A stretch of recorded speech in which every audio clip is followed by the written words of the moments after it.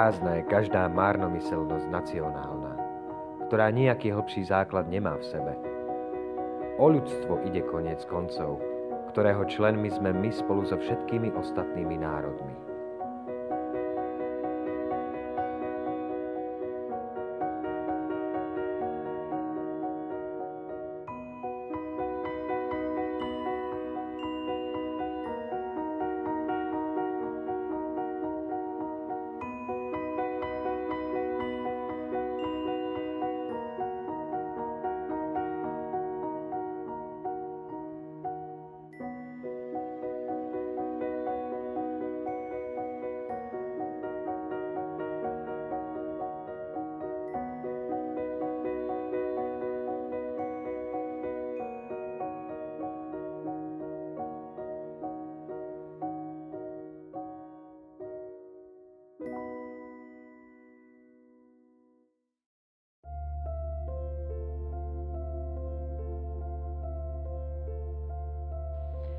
Ľudovít Štúr už ako mladý študent napísal o modre známe dvojveršie. Bílá snad si byla, když modrou teď se nazýváš, černou zdá se mi, než slov ti mi ešte budeš. Častejšie začal navštevovať Modru, keď sa tu oženil a usadil jeho najstarší brat Karol Štúr, ktorý si zobral za manželku dcéru mestského radcu Rozínu rodenú Emresovú a stal sa rektorom Modranského evangelického gymnázia. Bolo to v roku 1839. V tejto funkcii Karol Štúr zotrval až do roku 1846, kedy si ho Modranský evangelický slovenský zbor vyvolil za svojho evangelického farára. Keď prišiel Ľudovít Štúr do Modry, tak si prenajal izbu v dome, ktorému sa hovorí Šnelov dom, podľa vtedajšieho majiteľa. V súčasnosti je na ňom umiestnená pamätná tabula. Nachádza sa na námestí v Modre oproti múzeu Ľudovíta Štúra. Táto pamätná tabula na Šnelovskom dome bola slávnostne odhalená v roku 1924 a bola to prvá pamätná tabula venovaná Ľudovítovi Štúrovi na území bývalého Československa. Pri jej odhalovaní rečnil tajomník Matice slovenskej Štefan Krčméry. Ľudovít Štúr v Modre napísal svoje posledné 3 diela. Bola to kniha básní s názvom Spevy a piesne, ďalej dielo o národných povestiach a piesňach plemien slovanských a Slovanstvo a svet budúcnosti. V máji 1848, keď v Liptovskom Mikuláši vydali Štúr, Hurban a Hodža žiadosti slovenského národa ako revolučný program Slovákov, bol na Štúra, Hurbana a Hodžu vydaný zatýkač. Ľudovít utekal pred týmto zatýkačom do Lepovažín, kde sa skrýval na rôznych miestach u svojich priateľov, väčšinou na katolíckych alebo evangelických farách. Skrýval sa aj u nás v Modre u brata Karola na pôvodnej evangelickej fare, ktorá je situovaná medzi dvomi evangelickými kostolmi, medzi nemeckým a slovenským. V tejto fare sa ukrýval Ľudovít Štúr, keď za ním prišla vraj neznáma žena s varovaním, že faru obkľúčuje mestská garda. Musel rýchlo utiecť cez Farskú záhradu, ďalej cez Modranské Vinohrady do Harmónie, kde býval mestský horár Ján Veštík, jeho priateľ. Tento horár ho v noci previedol cez Malé Karpaty na Záhorie do dedinky Jablonové. Na evangelickej fare, kde sa Ľudovít Štúr v Modre ukrýval, bola v roku 1956 odhalená pamätná tabula, ktorá upozorňuje na dve udalosti. Na to, že býval v tejto fare Karol Štúr a na to, že sa v nej ukrýval aj Ľudovít Štúr pred zatýkačom. V Modre na Štúrovej ulici sa nachádza aj budova historickej radnice, ktorá bola pôvodne sídlom Múzea Ľudovíta Štúra od roku 1965. V budove tejto radnice pôsobil aj Karol Štúr. Po roku 1848-49, teda po revolučných rokoch, Slováci si medzi iným vydobili, že pri mestských radách začali pôsobiť dôverníci slovenského národa a Karol Štúr sa stal takýmto dôverníkom slovenského národa pri mestskej rade v Modre. V Tesne pred Vianocami 22. decembra 1855 sa Ľudovít Štúr vybral na poľovačku do modranského chotára, ktorý sa volá Šnaudy. Tu pri preskakovaní priekopy sa nešťastne pošmykol, spadol, puška vystrelila a prestrelila mu ľavý bederný kĺb. Furman, ktorý išiel okolo po starej polnej ceste, ho priviezol do domu, kde bývala jeho švagrina Rozina, teda vdova po Karolovi Štúrovi. Nachádza sa oproti domu, kde Ľudovít býval v podnájme a tento dom sa volá Dom Emresovský podľa rodičov Roziny Emresovej, pretože to bol jej rodičovský dom, no a v súčasnosti sa v ňom nachádza pamätná izba Ľudovíta Štúra. Ľudovít Štúr v tejto izbe prežil posledné 3 týždne svojho života vo veľkých bolestiach, už mu nedokázali od nich uľaviť ani lekári a 12. januára 1856 na následky zranenia zomrel.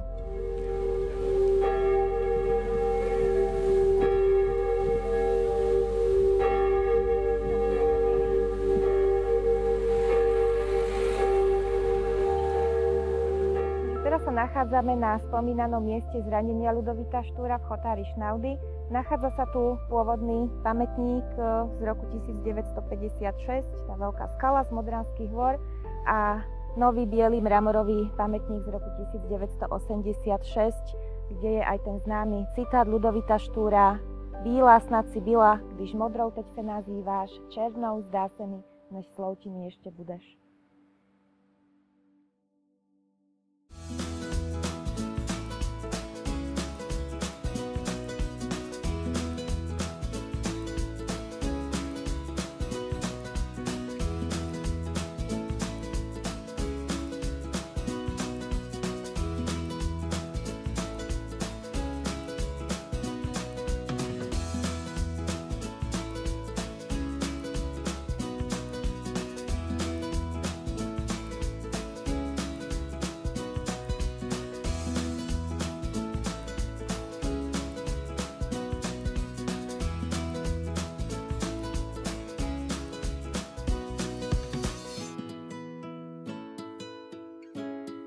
Tak Ľudovít Štúr bol slovenský významný národný buditeľ v 19. storočí, spisovateľ, panslavista, rusofil. Takže Ľudovít Štúr bol vlastne hlavným predstaviteľom slovenského národného života, ale v prvom rade bol to človek, ktorý uzákonil spisovnú slovenčinu. Ak by sme si položili otázku, prečo má cenu vlastne v dnešnej dobe hovoriť o Ľudovítovi Štúrovi, je to hlavne kvôli tomu, že podaktori píšu hlavne tak, ako počujú.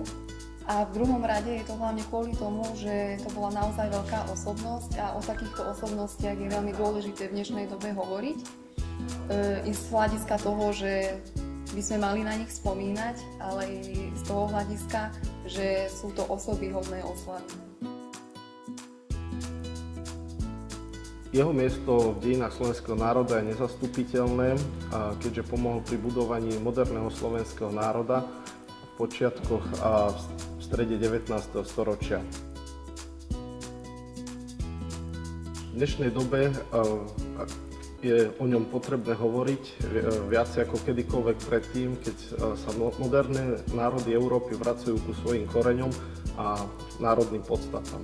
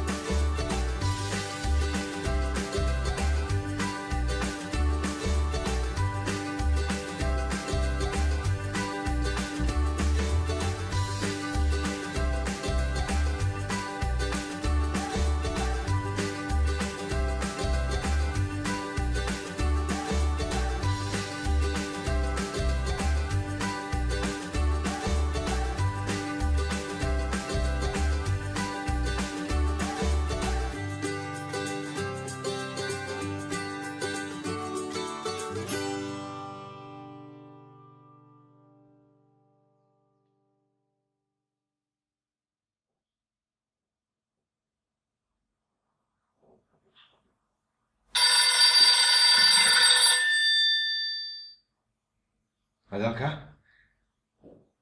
Aha, to ste vy. No áno, príjmam gratulácie, ďakujem. No ja som si kvôli tomu pristrihol bradu. Dokument?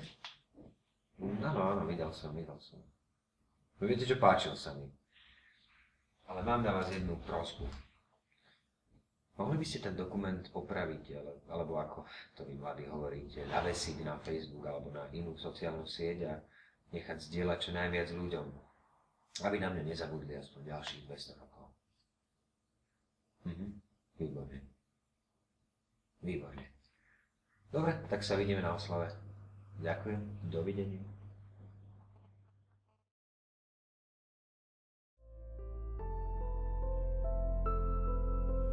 Nielen vlády sú zlé, ale aj ľud je často skazený. A vlády len odrážajú jeho kvality.